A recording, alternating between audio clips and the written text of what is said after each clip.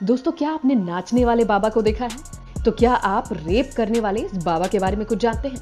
और जलेबी समोसे बेचकर दुखों का निवारण करने वाले इस बाबा के बारे में आपका क्या ख्याल है? अगले कुछ मिनटों में आपको इन सभी सवालों के जवाब और ऐसे ही शॉकिंग फैक्ट्स जानने को मिलेंगे, तो बने रहिए इस वीडियो के लास्ट तक। नंबर 1, ओम स्वामी। दोस्तों, बिग बॉस के कंटेस्टेंट रह चुके ओम स्वामी जी के बारे में तो पूरी दुनिया जान गई, जो भक्तों के साथ खिलवाड़ करके अपने आप को सर्वज्ञानी समझने की कोशिश करते हैं। साथ ही एक न्यूज रिपोर्टिंग के दौरान भी इन्होंने गेस्ट और रिपोर्टर से हाथापाई भी कर ली थी। जहां साल 1972 से संन्यास ले चुके बाबा अभी तक चोरी, चकारी और घोटाले जैसे कई मामलों में गिरफ्तार हो चुके हैं। नंबर 2, भीमानंद महाराज। दोस्तों, दिल्ली के नेहरू प्लेस में साल 1988 में गार्ड की नौकरी करने वाले भीमानंद अचानक से ही बाबा बन गए थे, जहां सिर्फ 12 साल में इन्होंने करोड़ों की संपत्ति बना ली थी।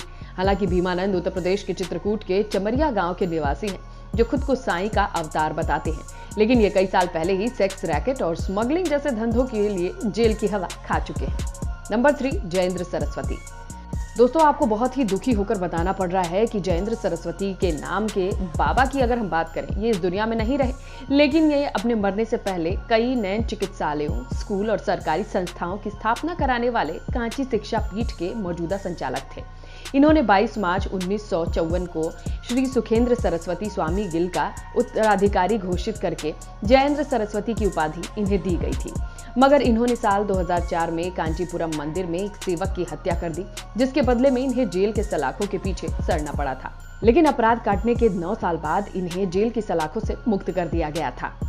नंबर 4, स्वामी नित्यानंद। दोस्तों, अभी तक आपने बहुत ही दुराचारी ढोंगी बाबाओं के बारे में जान लिया, लेकिन स्वामी नित्यानंद से भी मिलिए, जिन्होंने बाबा के खिलाफ आवाज उठाए जाने के बाद ही अपना एक अलग देश बनाने का ऐलान कर दिया था। जी हाँ, यौन उत्पीड़न के इल्जाम से बने इस बाबा ने भारत के मंदिरों को छोड़ यहाँ से 1000 किलोमीटर दूर अपना भक्ति आवास बना लिया है, जहाँ इन्होंने इस देश के पासपोर्ट से लेकर सभी नियम कानून की स्थापना के बारे में पूरी तरह से सोच विचार कर लिया है। तो वहीं आज इस बाबा के अपने प्रधानमंत्री, कैबिनेट और सेना है, जिसे देखकर आप समझ ही सकते हैं कि ये बाबा कितने चालू किस्म के इंसान हैं। नंबर 5, आसाराम।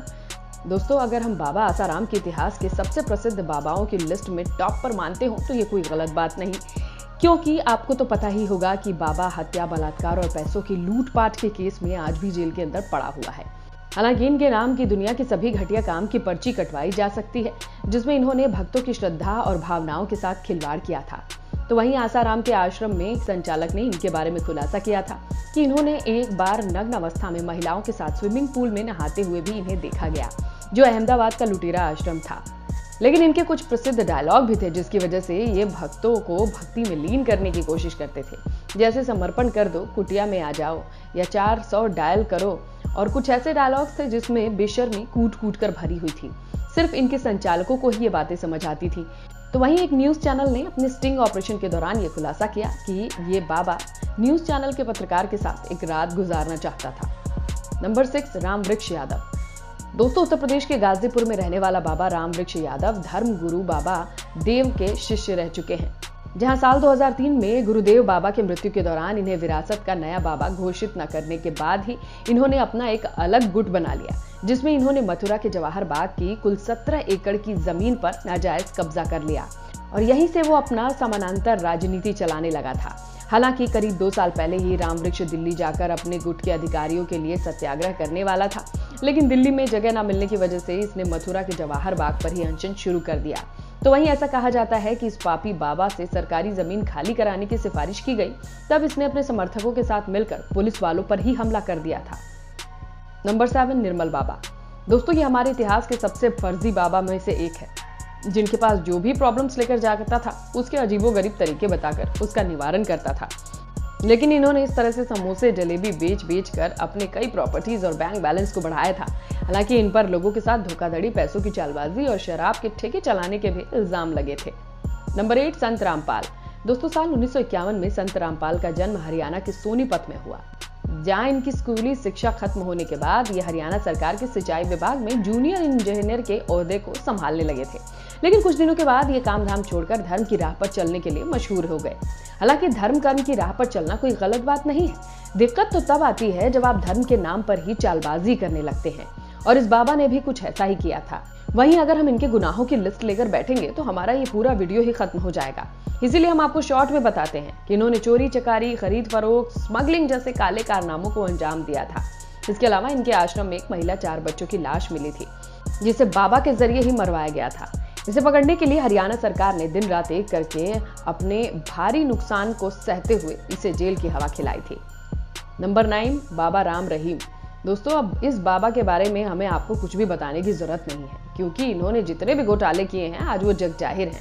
जहां इन्होंने पंजाब और हरियाणा के भोले भाले लोगों को भक्ति के झूठे जाल में फंसाकर इनका खूब शोषण किया था।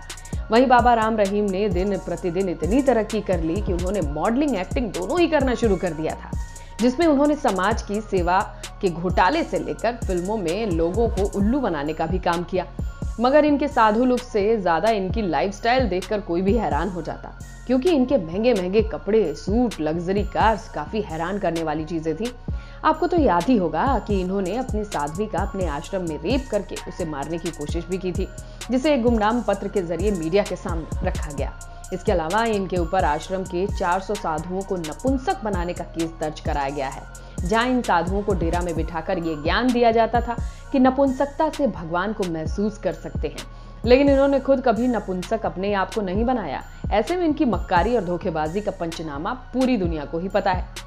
तो दोस्तों, हम उम्मीद करते हैं कि इन सभी धर्म के पुजारियों को देखकर आपकी भी आंखें खुल गई होंगी।